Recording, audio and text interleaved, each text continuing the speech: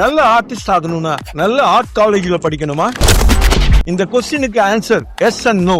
Art college உங்களுக்கு fundamentals கத்து கொடுக்கும். Composition, perspective, anatomy, art history, mentors, creative environment, இதெல்லாம் அங்க ஒரு பெரிய அட்வான்டேஜ்.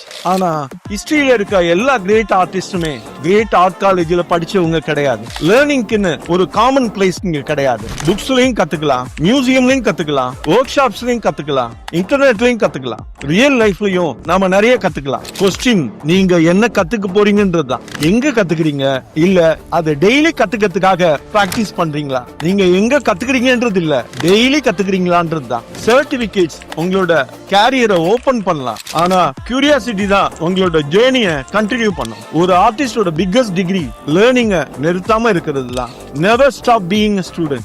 ஆர்ட் பத்தி இன்னும் நீங்க சுவாரஸ்யமான நிறைய விஷயங்கள் தெரிஞ்சுக்கணும்னா பேஜை மறக்காம ஃபாலோ பண்ணுங்க.